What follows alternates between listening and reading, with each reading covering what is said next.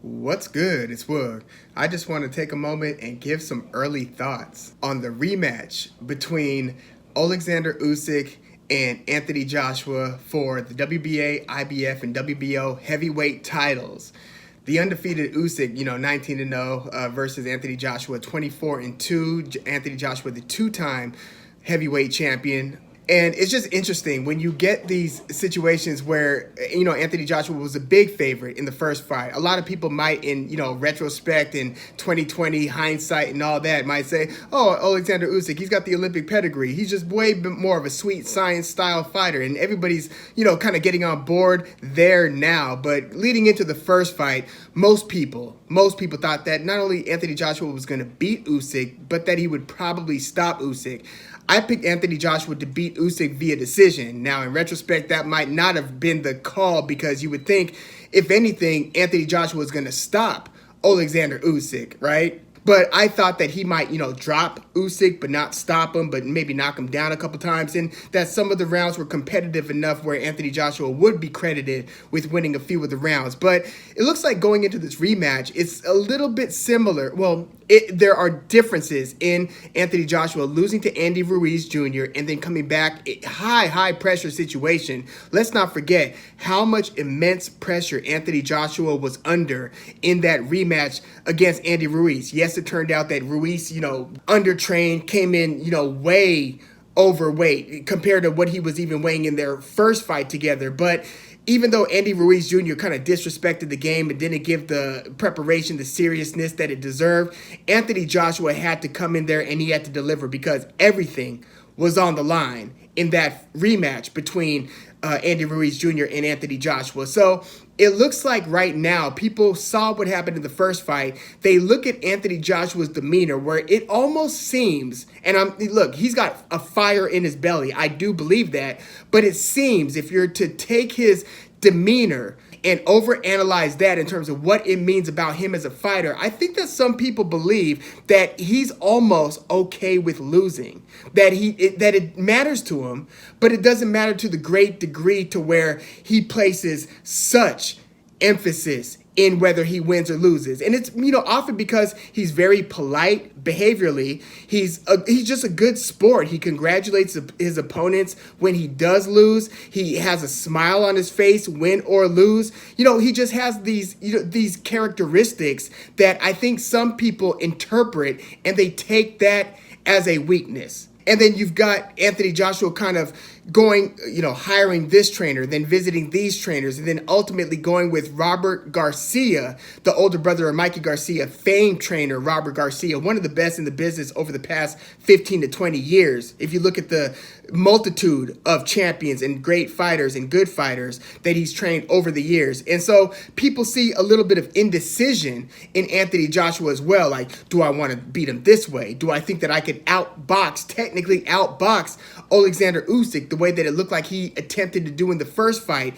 So a little bit of an identity crisis, I think, is seen to be the case. And not so much of the George Foreman, I'm bigger than you, badder than you, I'm going to knock you out type of mentality. Even though, there was a long stretch of Anthony Joshua's career where both he and Deontay Wilder, the two knockout kings of their era, were both undefeated with every one of their fights resulting in a knockout. So Anthony Joshua obviously has crushing power in both hands, but it's almost like in terms of imposing oneself physically, you don't get a ton of that with Anthony Joshua. Even in his knockouts, it's like he might have caught Alexander Povetkin jumping in and hit him with the right punch. He might have hit Wladimir Klitschko with a beautiful uppercut that almost, decapitated Wladimir Klitschko in their sensational fight back in 2017. That was the fight that made Anthony Joshua a made man. Even though he came in to the fight against Klitschko, already a champion, Wladimir Klitschko was returning to the ring for the first time since losing his belts to Tyson Fury. But even though Joshua was the champion, he had won the belt off of Charles Martin, and there was also a vacant WBA belt on the line between Klitschko and Joshua. But Joshua had the win against Wladimir Klitschko that made him like, okay, he's arrived. Anthony Joshua has arrived because it was at Wembley Stadium, huge crowd, huge pressure once again, and Anthony Joshua delivered. But again, he's not the type to physically impose himself like some bigger fighters do, like Tyson Fury did in his second and third fights against Deontay Wilder. We don't get so much of that from Anthony Joshua, as yoked up and as muscular as Joshua is. And, he's built like an action figure. He's one of those guys who has muscles on top of muscles, where you see the separation of muscles. Very unusual for boxing champions. Often you get kind of like the lean muscular build, or even a non-muscular build, or something that's muscular, but it's not that type of action figure type of muscular. Anthony Joshua is kind of an outlier in that regard. But even with all that, again, he doesn't impose his size and make his opponents truly wear that, right? So I think that you look at the odds in this one. Oleksandr Usyk is a pretty substantial favorite, right? And it's almost like Anthony Joshua is being discredited because of the way that he lost the first fight. And it's like he was apparently losing the rounds, and still didn't make the mid-fight adjustments that you would have wanted to see him make to kind of turn the tides, even though he did start to have his moments in the middle rounds where he won a few of those rounds. He hit Oleksandr Usyk with some significant power punches. He did do these things, but you get a loss, right? In somebody like Anthony Joshua, and it's like people forgot that he beat Joseph Parker via decision, that he stopped Alexander Povetkin, that he knocked out Dillian White, that he did beat Andy Ruiz Jr. in the rematch, one of two guys to ever beat Andy Ruiz, the other being Joseph Parker in a very close fight between Parker and Ruiz. And, he knocked out Kubrat Pulev. That's Anthony Joshua's most recent win in December of 2020. So let's not sleep on the resume of Anthony Joshua, even in light of this most recent decision loss against Oleksandr Usyk. And it was, to be fair, the type of loss where it looks like if it was one of those old school 15 rounders that Anthony Joshua was on the brink of getting stopped. He was on the ropes in the 12th round. He was nearly spent, and Oleksandr Usyk was pouring it on. And it was only the bell and the ref that saved Anthony Joshua in that case. It was not looking pretty coming down the final stretch in the 12th round there. But don't discredit Anthony Joshua's resume and also his ability to come back and win a fight in a rematch against somebody who he just lost to. Again, he did it against Andy Ruiz Jr., but also, we've seen Anthony Joshua face adversity in a fight and then come back and win that fight. He got dropped against Wladimir Klitschko. He got rocked and bloodied up in the early rounds against hard-hitting Alexander Povetkin, ended up turning the tide and stopping him in the 7th round. So he has made mid-flight adjustments. Alexander Povetkin is a gold medalist, Olympic gold medalist, like Oleksandr Usyk was. So he's beaten high quality fighters, even guys who have hurt him in the fight. And I think that these things are often forgotten because of a recency bias that comes with, losing a high profile fight against the significantly smaller Oleksandr Usyk, who, if you look at his resume, I think that, as much love and credit as he's been getting basically in recent years, right? Because he was flying under the radar at cruiserweight for quite some time. But I think that even though he's being credited as one of the pound for pound elite fighters over the last, 2 to 4 years, I feel like his resume still doesn't get the full attention that it deserves. Not only is he still undefeated, not only did he become undisputed cruiserweight champion before moving to heavyweight, beating Chaz Witherspoon, then Derek Chisora in a close competitive fight. That was a competitive fight between Chisora and Oleksandr Usyk, and then obviously beating Anthony Joshua to take the WBA, IBF, and WBO heavyweight titles. Not only did he do these things, but if you look at his amateur pedigree, when you start researching, obviously for a lot of these previews that I do, you have to do extensive research on, the A side and the B side fighters. And, you just see this pattern develop where, you're talking about, Artur Beterbiev, and then you say, look at Artur Beterbiev's very good career where he's beaten the likes of Sergey Kovalev. But then you see, okay, he entered this World Boxing Championship or this, high-profile amateur tournament, and he ended up losing to Usyk. And then this guy, did this and he did this.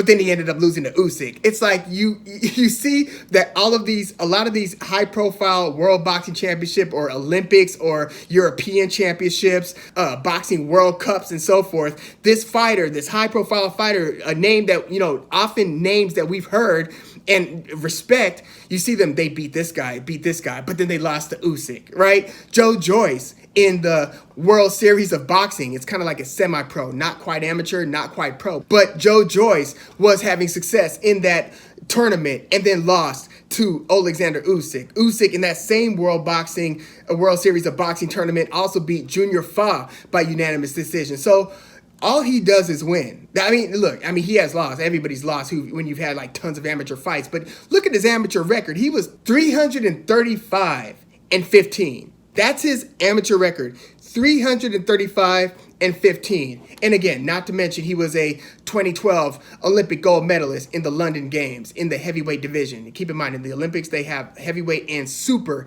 heavyweight, but he's an Olympic gold medalist. So yeah, Usyk has just done a ton of winning. And again, is still undefeated in his professional career. And another thing about Usyk that I don't think gets full recognition is, you look at a fighter's resume, right? And you look at who they beat, but also when they beat them. And you look at their titles. For instance, I just did a video on, is Mikey Garcia a Hall of Famer? Yes, he is a 4-division belt holder. But look at who he beat in some of these cases to win the title and how much defending of the title that did he do? Did he clean out the division? Did he just beat one guy like a Rocky Martinez or Juan Manuel Lopez and take the title, then move on to another division? Like same thing at 140 against Sergey Lipinets. What did they do to earn the title? What did they do to keep the title, right? I place emphasis and kind of a premium on that. I also place a premium on if you gave somebody, a quality fighter, their first loss or their only loss in some cases. And you look at Oleksandr Usyk's professional career, he gave Krzysztof Glowacki his first loss. He gave Michael Hunter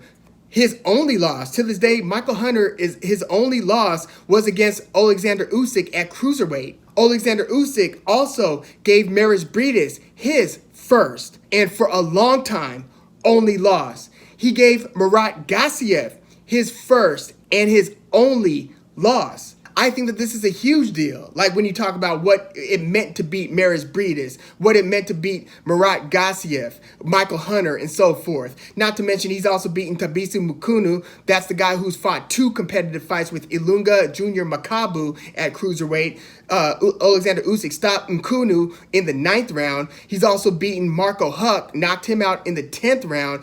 And then he, had a crushing knockout win. Retired Tony Bellew in 2018. Knocked him out in the 8th round before then moving to heavyweight and then fighting Witherspoon, Gisora, and Anthony Joshua. So, yeah, Usyk's career more and more is looking like, yes, you want to see him still do a little bit more perhaps at heavyweight. Yes, you do want to see him fight either Tyson Fury or you want to see him fight Tyson Fury if he is to beat Anthony Joshua in this rematch. But let's not underestimate the level of success that Oleksandr Usyk has had. That's about as good as it gets. He's not only seen to be probably the second best cruiserweight in the division's history, behind maybe Evander Holyfield, but the fact that he is also having this type of success at heavyweight and beat Anthony Joshua in the way that he did, it's really remarkable. So my early thoughts on this rematch between Usyk and Anthony Joshua is, one, the motivations here. Is Usyk, slipping at all? Is he distracted isn't even the word. You damn right better be, distracted in terms of carrying the weight of what's taking place in the Ukraine at the hands of the invasion by Russia. So I'm sure that that's weighing on Oleksandr Usyk's heart. But, I kind of agree with Andre Ward in assuming that Usyk is the type to use whatever's taking place in his life as motivation to carry with him into the preparation, into the fight itself. I don't think that Oleksandr Usyk is going to be derailed by the weight that he's carrying due to what's happening in his home country. But also, Usyk, southpaw, another thing that we saw Joshua having trouble with early, because in that first fight, we saw Usyk landing some straight left hands, not just jabs, but landing power punches in the first, second, and third rounds, to where he kind of rocked Joshua by the third round. But he, again, hit him flush with a couple left hands in the first round. So Usyk was making his impression felt early in that first fight. But Oleksandr Usyk is 35 years old right now. And is it possible that he fought the perfect fight in that first fight against Anthony Joshua? Some feel that that he didn't fight the perfect fight, that he could have done even more.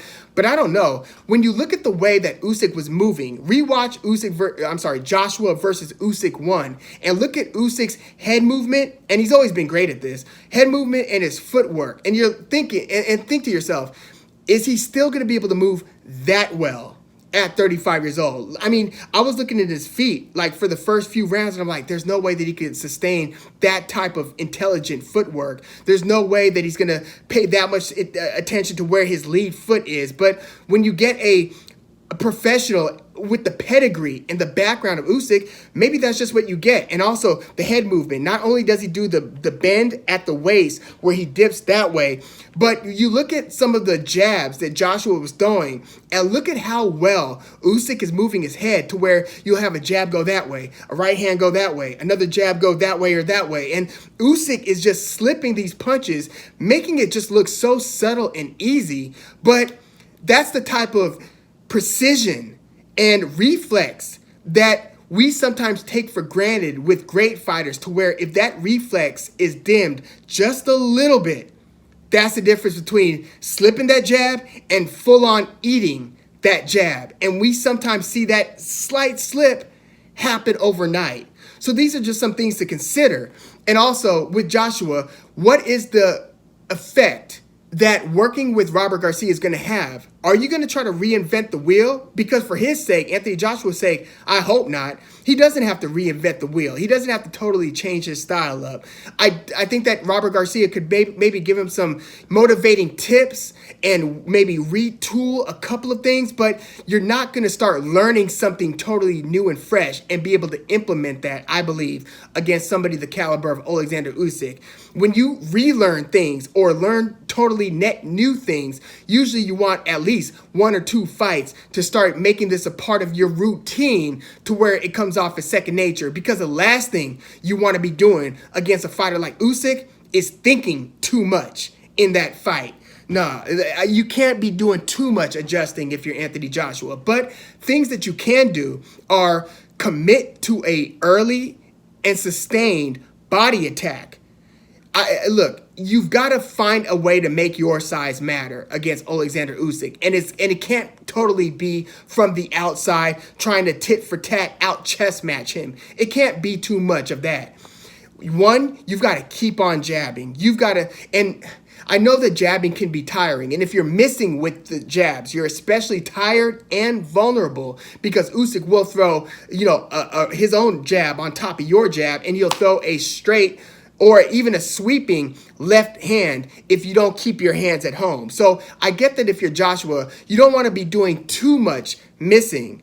But maybe that's why you commit to the body. You remember when Deontay Wilder started that third fight with Tyson Fury, we saw him start jabbing to the body. We're like, oh, this might be interesting. And no, he wasn't able to sustain that jab body attack. But it would be worth considering Anthony Joshua committing, because he is a little bit of a headhunter, isn't he? Like his, almost prototype predecessor, Wladimir Klitschko. Both of those guys like to throw the 1-2 up top, hooks up top, jab, right hand up top. They don't do too much work to the body.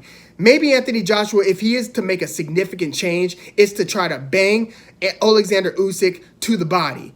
And to not forget to do that even when you get into, the middle rounds, even when things aren't going your way, even when you're getting a little bit rocked or stunned a little bit or hurt. One, move when you have to, but don't forget the body, because you've got a 35-year-old in front of you who is, yes, in tremendous shape, but I feel like that could only pay good dividends. So what does Teddy Atlas say? Flood the basement.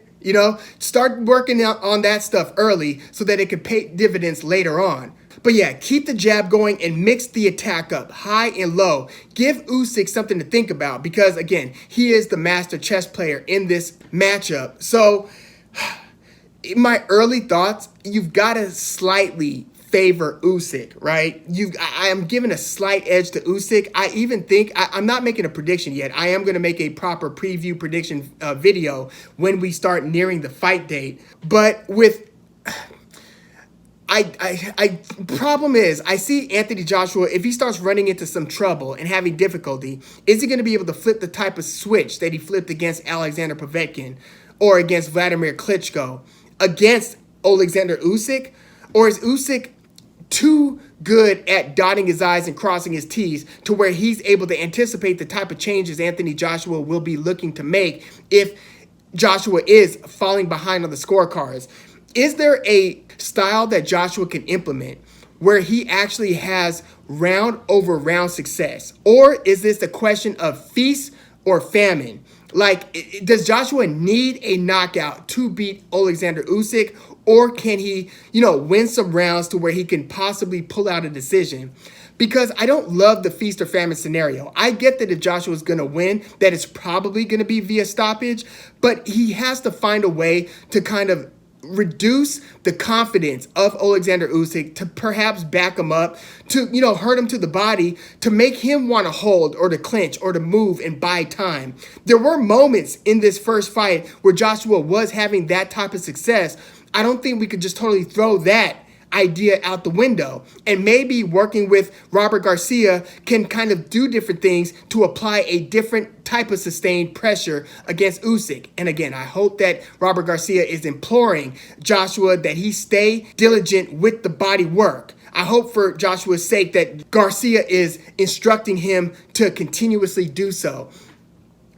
I just don't know if he's able to overcome, the mountain. Even though he's got the size advantage, the mountain that is Oleksandr Usyk, or should I say, the Rubik's Cube of sorts, Oleksandr Usyk. I'm going to slightly, at least at this stage, I'm going to, watch more film and try to kind of, analyze the likelihood that this is going to go this way versus it's going to go this way. Or maybe there's a part of me that thinks that 35 years old is too much, that Anthony Joshua, if he makes his size a factor, can wear down Oleksandr Usyk by the middle to late rounds, where he wasn't wearing him down in their first fight. I've got to rethink some of these things, but my early thoughts are Oleksandr Usyk, and I'm gonna tilt it towards Usyk via stoppage. One of those where Anthony Joshua is gonna start getting hit with power shots, to where Joshua does that thing that Wladimir Klitschko sometimes does, where his arms kind of go out and he looks like not total panic but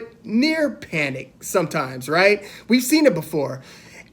Oleksandr Usyk, if he can make this basically the 13th round, continuing what he had, where he had left off from their first fight. If he can make this first round of the rematch, round 13, I know that Joshua is not going to start the fight off on the ropes and stuff, but you get what I'm saying in terms of I've more or less figured you out, and when I want to apply the gas pedal, I can do that too. If we start this fight off and Usyk has that type of confidence, yes, he could always run into a devastating Anthony Joshua power punch, which can change the complexion of the fight at any time. But it is also more likely, I feel, in this rematch that Usyk can potentially score a stoppage over Anthony Joshua. And if I had to pick right now, I think that I'm going to go Usyk via stoppage. But again, we're going to look deeper into this when we near the fight date. But yeah, let me know what your early thoughts are on Oleksandr Usyk versus Anthony Joshua. I don't always love what I hear from Anthony Joshua in terms of, I want to get trained like a lightweight. You're a heavyweight, not a lightweight. Conduct yourself as such. You're not going to all of a sudden turn into, Roberto Duran in there against Oleksandr Usyk. Use your tools. You've got a ton of God-given tools. Use those to your advantage, but don't try to reinvent the wheel. But yeah, let me know your early thoughts on Usyk versus Joshua 2 in the comments. And please, like the video, subscribe to the channel if you are into the fight talk. I'm Woog. Thanks for tuning in.